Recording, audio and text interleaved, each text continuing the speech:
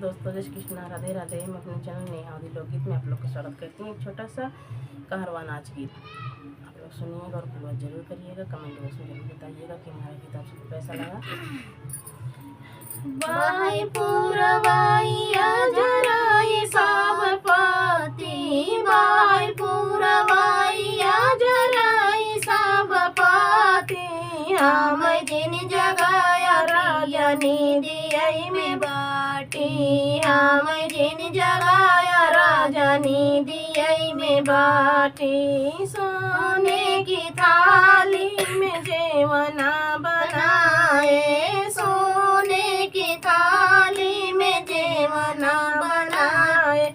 जेवना न जेवई कराई खुरा पाती, जेवना न जेवई कराई खुरा पाती। हम जिन जगाया राजा निधियई में बाटी, हम जिन जगाया राजा निधियई में बाटी। बाई पुरवाइया जराई सब पाती, बाई पुरवाइया जराई सब पाती। हम जिन जगाया राजा निधियई में बाटी, हम जिन जगाया राजा निधियई में बाटी।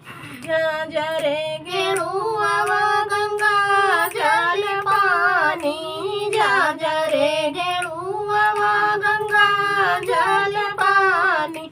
गेरुआ न घूटाई कराई खुरा पाती, गेरुआ न घूटाई कराई खुरा पाती। हम जिन जगाया राजा निधियई में बाटी, हम जिन जगाया राजा निधियई में बाटी। बाई पुरवाइया जराई सब पाती, बाई पुरवाइया जराई सब पाती। हम जिन जगाया राजा निधियई में बाटी, हम जिन जगाया राजा निधियई में बाटी। लाची लवंग रस बीरवा जोराए, लाची लवंग रस बीरवा जोराए। बीरवा न कूचई कराई खुरा पाती, बीरवा न कूचई कराई खुरा पाती। हम जिन जगाया राजा निधियई में बाटी, हम जिन जगाया राजा निधियई में बाटी। बाई पुरवाइया जराई सब पाती, बाई पुरवाइया जराई सब पाती। हम जिन जगाया राजा निधियई में बाटी, हम जिन जगाया राजा निधियई में बाटी।